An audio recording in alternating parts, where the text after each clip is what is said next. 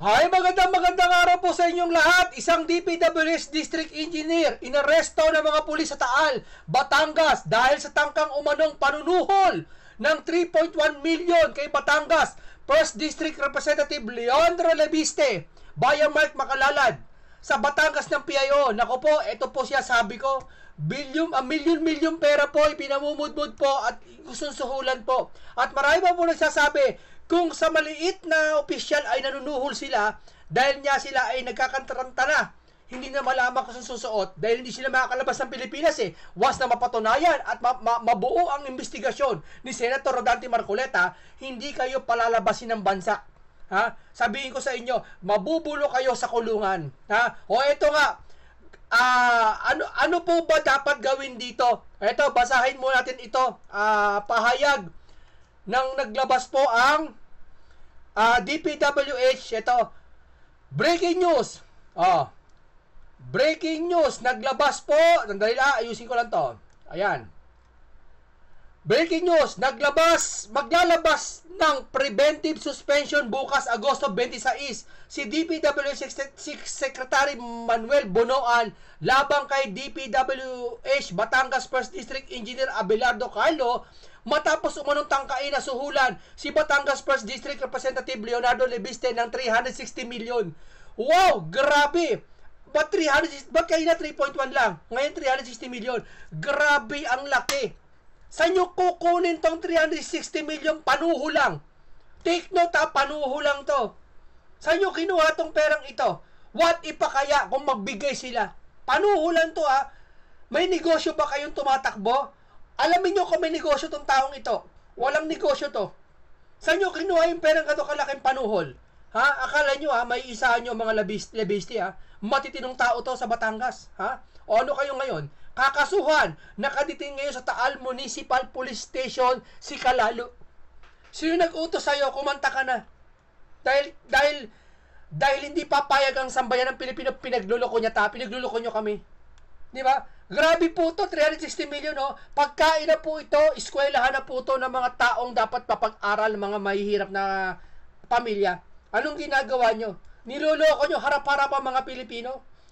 Di ba?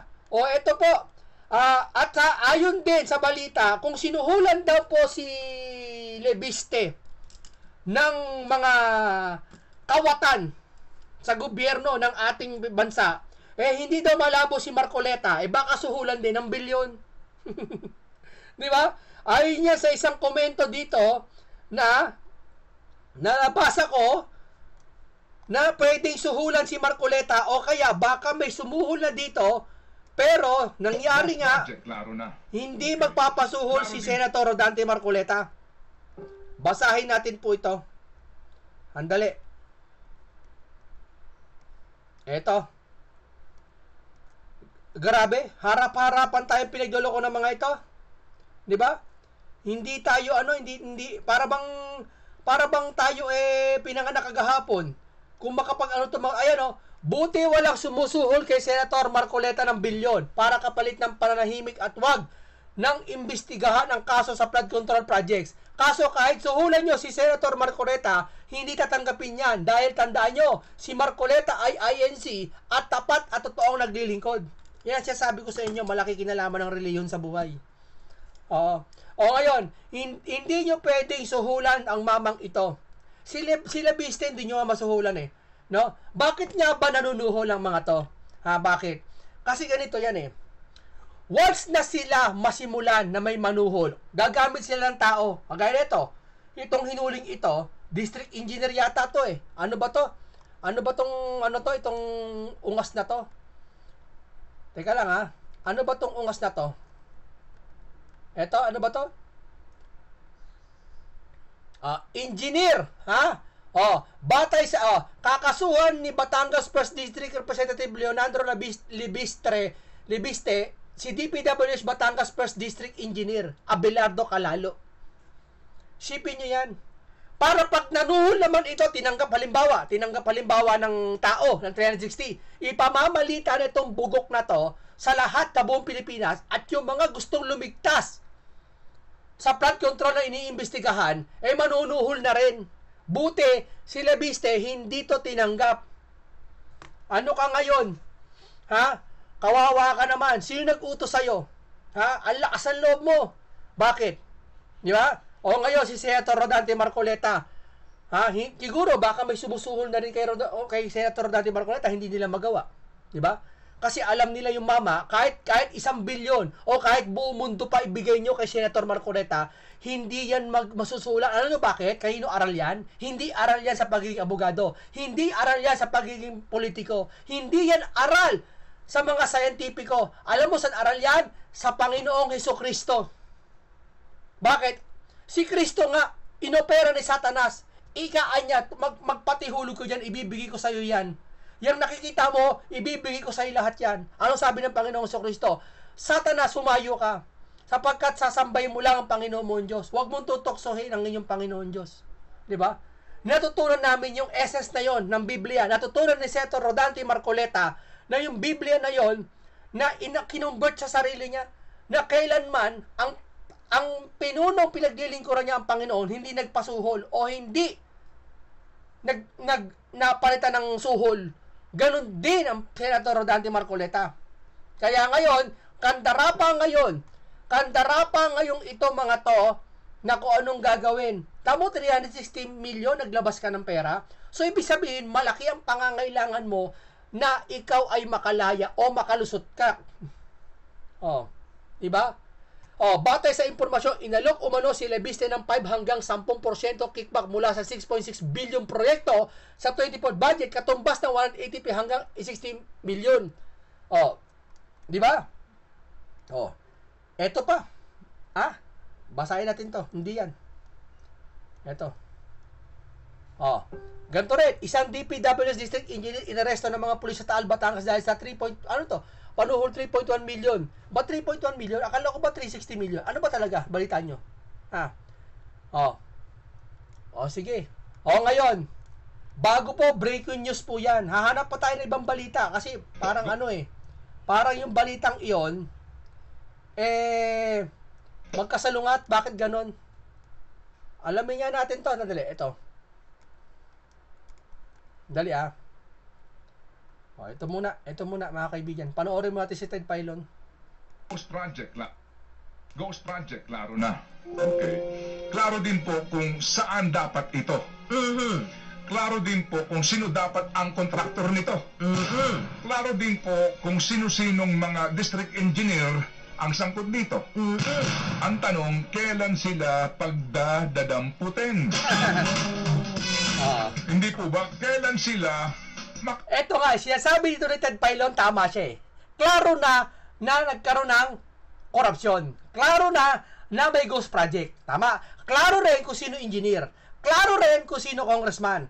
Klaro rin kung sino ang kontraktor. Tanong, bakit hindi kasuhan at damputin kaagad? Kasuhan sa tagal ng due process sa bansang ito. Ito. Yan ang pinakamahirap sa bansang ito. Kung gaano kabilis nakawi ng pera sa atin, ganong kabagal ang sistema ng batas sa atin. Di ba dapat gumawa si senator o sino man senador dyan na gumawa ng ang batas pabilisin? Para lahat, anak ng tete niya. Hindi ba nabulok na sa kulungan Hindi pa nalilitis Napatunayan, wala palang sala. Sa bagal ng proseso ng batas sa Pilipinas. Pero sa pera ng mga hinayop, ayoko magmura sa mga hudas na lang, Judas Barabas Kestas na to, ang bilis nila sa pera. Isang araw lang kuha nila, kubra na nila. Tama kung manunuhol ka, oras lang, 360 million. Manunuhol ka, 360 ba o 3.6 million? 3.6 million pala, ayon dito. Sorry kasi may nabasa akong gano'n Saan ba yung nabasa kong 3.6 million na yan? 360 million. Nagkamali siguro ng post yun. Ipapahamak pa ako. By the way, ito. Basahin natin to. Alisin mo natin si Ted Filon. Ito. Ito, basahin natin to. Breaking news! Lagot si engineer. Lagot ka. Judas Barabas Kestas ka.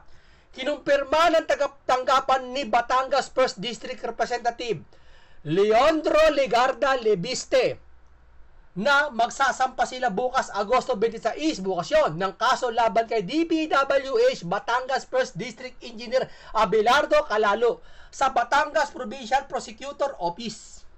Kahapon, lumabas sa isang blind item article ang tungkol sa isang district engineer na nahuli matapos subukang suhulan ang isang bilyonaryong kongresista ng hanggang 360 million. Bilyonaryong kongresista, suhulan ang isang bilyonaryong, ang susuhulan yung bilyonaryo, ayusin mo nga sulat nyo. Kapalit ng pananahimik sa mga anomalya sa flood control at infrastructure project. Biruin mo, ayon sa ulat, inalok pa raw ng engineer ang kontratista ng cut mula sa 3.6 billion pondo ng distrito para sa 2025. Ngayon to, hindi sa future to. Mas malaking porsyento para sa 2026 at inamin pang substandard ang mga kasalukuyang proyekto. Ang kakapal ng mga pagmumukha ng mga yun. Naglabas pa umano ng 3.6 million cash bilang panimulang lagay. Grabe kayo. Kaninong pera yan pinagdidikdikan nyo, pinamumudmud nyo? Pera namin yung pinamimigay nyo. Pera namin yan, di nyo pera yan. Titigas ng mga pagmumukha nyo. Ha? Pero hindi umano nagpasilaw ang congressman. Palakpakan. The best ka talaga. Nung ako'y lagi nasa Batangas, gustong-gusto ko na to, gustong-gusto ko mga lebiste. Oo. Etong mga to, matatapang ito, matatalino pa. Ha? Hindi to nagpapasuhol talaga. Good job, congressman. Sa halip, ipinaaresto niya ang district engineer sa tulong ng PMP. Hindi nyo maano to, para si Marcoleta, hindi nyo masusuhulan. Marami siya sabi sa comment section, di lang isa eh. Nasabi na suhulan daw si Marcoleta, pera-pera daw. Hindi masusuhulan yung mama na yan. Bantayan daw si Marcoleta dahil pag nanahimik daw si Marcoleta bigla, ibig sabihin na suhulan ng pera. Hindi ganyan yan. Hindi nyo kayang suhulan si Marcoleta dahil para kayong bumangga sa pinakamalaking pader na maski ang Babylonia kayang gibain. Hindi makakapanaig maski ang Babylonia kahit sinauna pa nung araw. Kahit buhayin mo mga ancient, hindi kayang tibagin ang isang Marcoleta. Tandaan nyo yan. Oh. Nakuha umano ng mga pulis ang bag na may cash na listahan ng mga proyekto bilang ebidensya. Cash! Natatawa ako pag nakirinig ko sa cash eh. 5,000 cash! Sino yun? Si Tambonjing. Ha? 5,000 cash! Akala mo pera niya eh. Akala mo pera ni Tambonjing yung pinamimigay niya, pinamamahagi niya. Taxpayer, pera po ng taxpayer yon. Bulsa natin galing yon, pinaghirapan natin yon, pamimigay niya lang. Si Tambonjing. O ganito rin to mga to, ipansusuhol nyo lang yung pera namin. Managot ka, kumanta ka, huwag sintonado. Sabihin mo sino-sino nasa likod niyan. Panagutin, isaole, kung may kayamanan kayo, resort kayo, ibenta nyo para ipatayo uli ng mga flood control projects na naantala nyo, na pinerwisyo nyo ang taong bayan. Hindi ba? Oh. Panoorin pa natin to. Harap sa mas Oh. Ito muna. Sayang, hindi kumbinsido si Senator Ping Lacson sa pahayag ng Department of Public Works and Highway Secretary Manny Bonoan na isolated case lang ang anomalyang flood control project sa Bulacan. When you say it isolated case, it sounds like a defense mechanism. It suggests you don't intend conduct full-scale and comprehensive investigation, and I expected that, so I had my teams check projects in other areas sa ad ng senador. Biruin mo, hindi pa. Ngayon, Mr. DPWH, may napatunayan, tauhan nyo yata to, engineer to, bakit alam mo, dapat ako, bababa na ako sa pwesto. Ngayon nyo lang pangangasiwaan ang mga tauhan nyo kung kaya nahuli na. Ano to? Magsisisi kayo kung kaya nasagasaan na yung tao, halimbawa? Diba? Doon lang kayo magkikilos kung kailan ubos na yung pera ng taong bayan, yung kaban ng pera na ubos na, doon lang kayo kikilos. Hindi ka nagiging mabisa, sir. Hindi ko naman sinabi magnanakaw ka. O alam ko hindi mo magagawa yon, sige.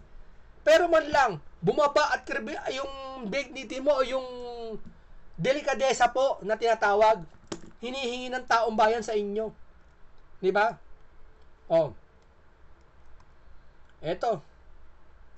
Oh. Eto pa. Dali. Ang titigas ng mga pagmumukha ng mga to, hindi na nahiya. Diba? Imagine. O, ito. O. Pangulo, sibakin nyo na po yung sekretary na ayaw bumaba sa pwesto. Hinikayat ni Pangulong Marcos Jr. bawat Pilipino na makiisa sa labang kontra korupsyon. Sir, huwag mo kami hikayatin, sir, kasi gustong-gusto namin maparusahan ang mga taong sangkot sa korupsyon. Kasabay ng pagtiyak niyang pananagutin sa batas ang lahat ng tiwalang opisyal. Sir, yung ang sekretary mo harap-harapan na po umamin na merong ghost project Doon pa lang, sir, dapat sibakin mo na Paano kami makikiisa sa'yo sa kontra laban sa korupsyon? Sa simpleng bagay nga, hindi nyo magawa na sibakin yun. Sige nga sir. Di ho ba? Tama ho ba ako? Sa simpleng bagay nga, paano kami makikisama? Gusto, sir, kami mga taong bayan, apektado kami, hindi po mga politiko. Bakit? Ang mga politiko, hindi lahat Ang sasarap po ng buhay, naka-aircon, naka magagandang sakyan, mataas ang kahit lumusong sa baha, hindi maapektuhan ng baha. Kami po mga taong bayan na apektuhan. Bakit po? Una-una, masakit sa amin, nagbabaha yung buong paligid namin, na alam pala namin, may kakayahan pala ang gobyerno na ito ay solusyonan. Pero hindi magawa dahil sa korupsyon na kanilang kinasasangkutan. Di ba? Nagpi-flip-top na naman po tayo dito. Di ba? Hindi po galit style ko lang to. Baka sabihin nyo, high blood na naman ako. Style ko talaga to. Di ba? Mr. Pangulo, nagtatampo kami sa'yo. Bakit? Sabi mo, inihikayat ni Pangulo Marcos Jr. ang bawat Pilipino na makiisa laban sa kontra-korupsyon. Tama, correct, that's good. Kasabay ng pagtiyak niyang panagutin sa batas ang lahat ng tiwaling opisyal. Sir, opisyal pinag-uusapan. Yung niyang naumamin na may ghost project, hindi naman siya ang nag-ghost project Hindi naman siya ang nagnakaw Kapabayaan lang yun ng isang leader o isang sekretary. Dapat doon pa lang, sir, aksyonan mo na Paano kami makikiisa niya sa korupsyon na sinasabi niyo? Anong laban namin? Wala kami, pobre lang kami, wala kaming pera. Bunga nga sa social media. Di ba? May tumatawag sa akin, sandali. Hello po. Opo.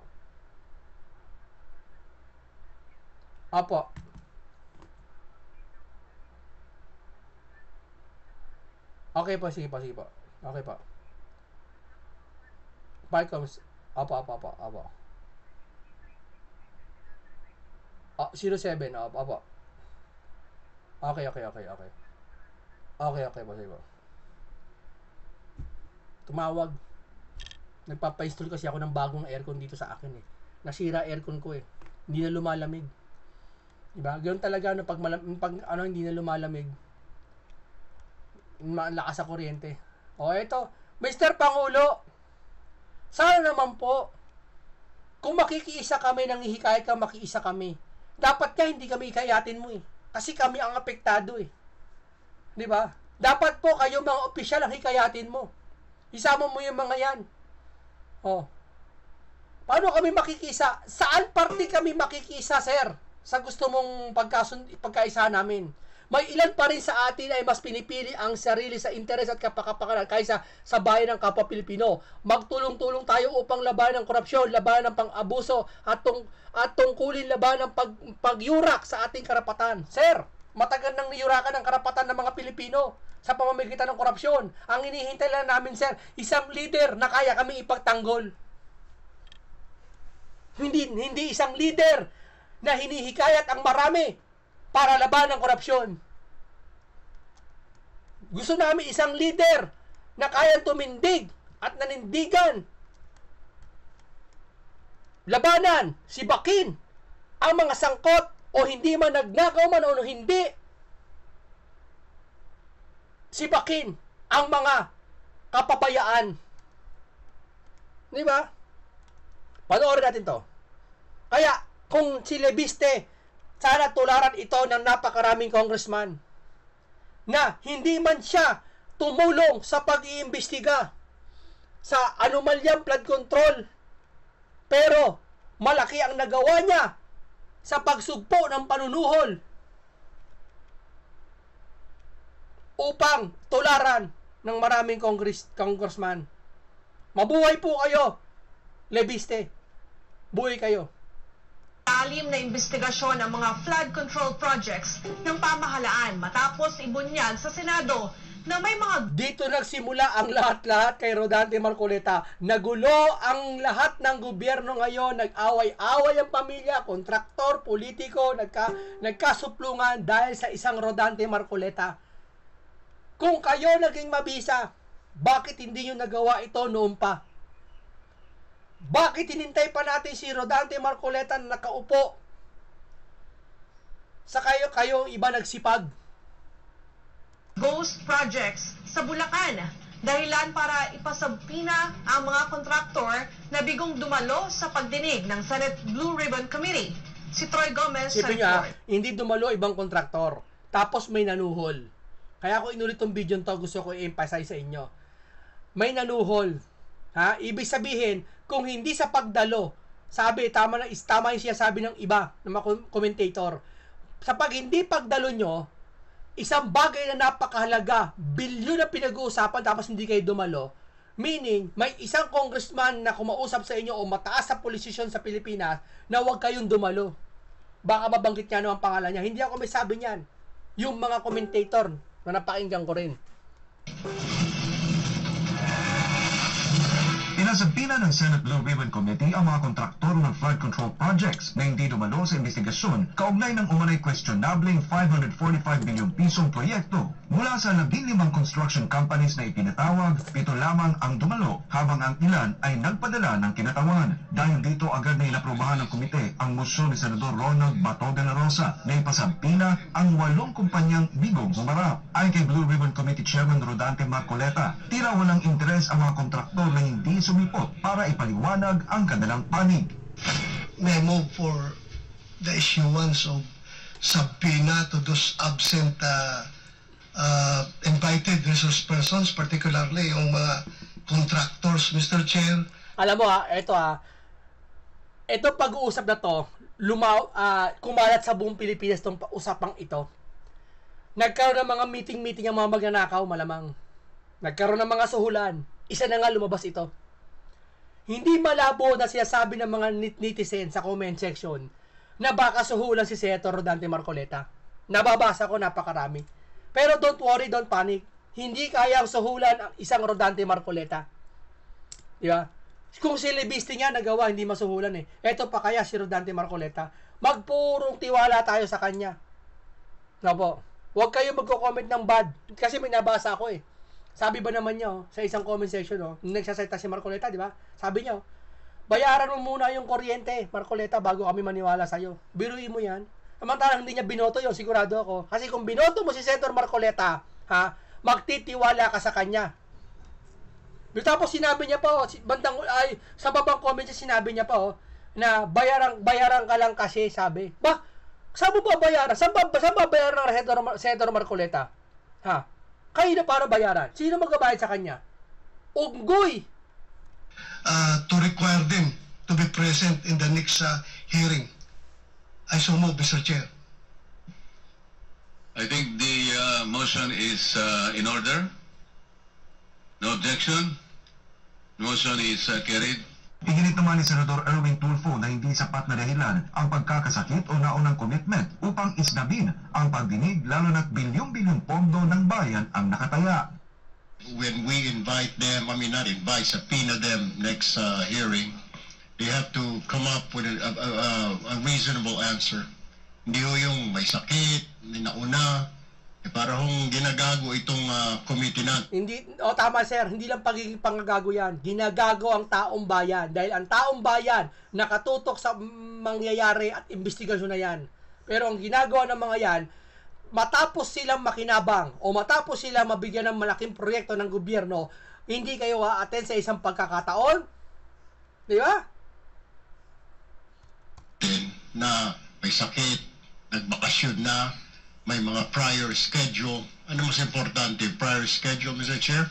Or ito investigasyon ito because 544 billion at pinag-uusapan Tapos may 1 billion ka, manunuhol ka ng 360 million. Napakabarya nun kung sakali may nakuha kayo. natin. Kabilang sa mga kontraktor na hindi sumipot sa pagdinig ay sina Cesara Vizcaya ng Alpha and Omega General Contractor 8 Development Corporation, Maria Roma Angeline Romando ng St. Timothy Construction. Pag to pinatawag tong mga to at sinabi, Sir, wala kaming kinupit, wala kaming ninakaw. Okay, naniniwala kami. Sir, wala kaming nilamangan. Okay, naniniwala kami. Sir, ayos naman yung budget, na-budgetan namin na maayos, tapos natumanggap kami ng budget, tapos pinagawa naman namin. Okay, naniniwala kami. Pero makikita sa mga ginawa nyo, kung lahat ng sinabi nyo doon sa Senado, taliwas doon sa pinakita nyong ginawa nyo. Corporation, Yamir Villanueva ng Top Notch Catalyst Builders Incorporated, Aderma Angeli Alcazar, Sunwas Incorporated, Edgar Acosta ng Hightone Construction and Development Corporation, Romeo Miranda ng Royal Crown Monarch Construction and Supplies Corporation, Mark Alan Arevalo ng Wawaw Builders, at Luisito Tiki ng LRTK Builders Incorporated. Sa naturang pagdinig, inamin mismo ni DPWH Secretary Manuel Bunoan na may mga ghost flood control project sa Bulacan matapos siyang dikdikin ng tanong ni Senador Jinggoy Estrada. My office received reports that there are ghost projects in the municipalities of Kalumpit, Malolos, and Hagonoy in the province of Bulacan. Can you confirm this? Yes, Your Honor. That's true. Well, this is information that we have received, Your Honor. Kinumpirma ni Bunoan na nakatanggap ang ahensya ng impormasyon hinggil sa mga ghost project sa Kalumpit, Malolos at Hagonoy. Lumabas din sa investigasyon na Wawaw Builders na pagmamay-ari ni Mark Alan Arevalo ang kontraktor ng naturang mga proyekto. Aminado si Bunoan na nakakuha ng halos 9 na bilyong piso. Tamo, ang gaganda ng mga damit nyo. Ang gaganda ng mga damit nyo, sir. Diba? Yung hinihili ng taong bayan na bumaba na kayo, hindi nyo magawa yun. Diba, sir? Nakakasama ng loob eh. Harap-harap na tayo ginaganito ng mga to. Kontrata ang Wawaw Builders sa buong bansa. Mahigit 5.9 bilyong piso dito ay para sa mga proyekto sa Bulacan. Samantala, ibinunyag naman ni Senadora Amy Marcos na ilan sa mga kontraktor na pinangalanan ng Pangulo ay hindi talaga gumagawa ng mga proyekto, kundi nagpapaupa lamang ng kanilang lisensya. Tignan mo. Siguro panahon na sabi nga namin ni Chairman to pierce the corporate veil of such corporations as Legacy, the various saints that are included who are hardly saintly in their behavior. Tapos out of delicadeza dapat Silang natanggap na ganito na rin ang DPWH Secretary ng Aquino Administration tungkol sa Flood Control Master Plan na itinurn over pero hindi inaksyonan ng sumunod na administrasyon. Tila sinisisi ang PRRD. Sa balitang ito, parang ang PRRD may kasalanan ng flood control. Mga bugok, hindi. Bakit? Sabi niya ng mismong administrasyon Marcos, 5,500 ng flood control natapos na. Meaning, natapos na. Meaning, ginawa ito sa taong ito na nakaupo na ang administrasyong Marcos, hindi sa panahon ng Pangulong Duterte. Kaya dapat sisihin nyo, wag ang Pangulong Duterte. Sa palasyo, wala silang natanggap na ganitong plano mula sa Duterte administration. Nakatutok si Ma'am Gonzales. Ang tanong ni Senador Kiko Pangilinan sa gitna ng sunod-sunod na kontrobersya sa flood control project sa bansa na pinamamahalaan ng Department of Public Works and Highways. Bakit hindi pa nagre-resign yung Secretary ng Public Works? Oo, sir. Mag-resign ka na, sir. Dagdag ni Senador Wing Gatchalian, dapat magkusa na si DPWH Secretary Manny Bunoan. mahirap imbestigahan sarili mo, walang lalabas yan. Tingin ko out of delicadeza dapat gawin yan. Hindi naman daw isinasantabi ni Senate President Pro Tempore Jinggoy Estrada ang posibilidad na hindi alam ni Bunoan ang ginagawa ng mga tauhan niya. Pero I'm not defending him, pero baka hindi lang nalalaman ni Secretary Bunoan yung mga nangyayari sa baba, no? So hindi naman niya mamonitor yan eh, no? Kaya lang ang problema niya, command responsibility. Sir, wag mo sabihin hindi niya mamonitor yan, sir. Mali ka dyan. Diyan kayo kasi nasanay. Porket malawak ang kanyang hinahawakan, hindi niya na maasikaso yung nasa baba. Tama? Inang ibig mo sabihin eh. Mali ka dyan. May kilala ako mga leader na kahit leader ng buong mundo o religious leader, napapangasiwaan niya ang lahat. Magmula sa taas, magmula sa maliit, hanggang sa sanggol. Napapangasiwaan niya. Kaya ito, DPWH lang to. Ha? Dito lang sa Pilipinas to, dito buong mundo. Pero, bakit di niya mapangasiwaan? Hindi niya alam kung sino loko-loko dyan. O, kapag ganyan, isang bagay hindi mo alam na to, si simpleng bagay lang, trabaho mo yan, mag-resign ka na, kuha ko sa'yo. It's his responsibility as Secretary of the Department. Pero katwiran ni Kamanggagawa Party List Representative Eli San Fernando, kung hindi raw alam ni Bonoan ang nangyayari sa ahensya niya at tinuturo niya ang mga regional director at district engineer, ibig sabihin, incompetent siya. Kung alam naman daw ni Bonoan ang mga maanumalyang proyekto at wala siyang ginawa, kurakot siya. Alam mo nga may ghost project eh. Kaya hiling niya sa Pangulo, si Baking na ang... Tingnan mo yung crack na yan, tinapalan ng palitada. Halatate mo, para nilagyan ng band-aid. Para palabasin na walang crack, hindi makita ng tao. Pero hindi, nagka-crack pa rin, pumuputok-putok pa rin. Dahil niya, palpak yung pagkakagawa. Tapos sasabihin niyo, wala kayong kasalanan. Tingnan nyo nga yung ginawa nyo. Yung ginawa nyo ang nagkukwento na may kasalanan kayo. Hindi naman kami nang bibintang eh. Ang nang bibintang yung mga ginawa nyo. Ayan oh, kitang-kita oh. Sabihin mo sa akin, ilang taon na yung crack na yan? Lihim. Kayo na po ang nagsabi, galit na ho kayo. Kami rin po ay galit na dahil pera ng mga manggagawa at ordinaryong Pilipino ang pinag-uusapan dito.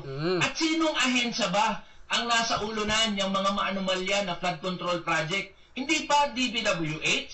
Kaya sa'yo, Secretary Bonoan, kung may kaunti pa na kahihiyan dyan sa katawan mo, have the courtesy, umalis ka na dyan, bumaba ka na sa pwesto mo. Sinusubukan namin kunin ang pahayag ni DPWH Secretary Manny Bonoan kaugnay rito. Si dating DPWH Secretary Rogelio Babe Singson noong administrasyon ni Pangulong Noynoy Aquino, aminadong may kalakarang padula sa district level. Sinabi daw niya dati kay dating Pangulong Aquino na pabayaan na ang 10% parte ng mga nasa baba. Admittedly, may mga pangangailangan sa district level. Oo, ngayon lang kayo sa labas ng ganyan. Yung wala si Senator Marcoleta, tahimik kayo. Kung talaga may kayo, may puso sa taong bayan, noon pala lumabas sa lahat kayo. Sa ngayon, grabe na raw ang sitwasyon. Doble-doble. Dagdag pa niya, nag-iwan ng administrasyong Aquino ng 351 billion peso flood control master plan, pero hindi ito inaksyonan ng mga sumunod na administrasyon. Sino? Si Duterte na naman. Ha? Hindi na pinag-uusapan. Ang pinag-uusapan nyo ngayon, yung 5,500 flood control na natapos na. Meaning, hindi sa panahon ng Duterte, sa panahon ngayon kasi natapos na. Meaning, kung tinapos nyo pala yung flood control nyo, itong pag-upo ni Marcos, kayo na may responsibilidad doon, hindi si Pangulong Duterte. Hinihinga namin ng pahayag ang mga sumunod na DPWH Secretary noong Duterte administration. Sina ngayon Senador Mark Villar, Rafael Yabot at Roger Mercado. Bayaan mo na yan. Maraming salamat po sa inyong lahat. Mabuhay po lahat kayo.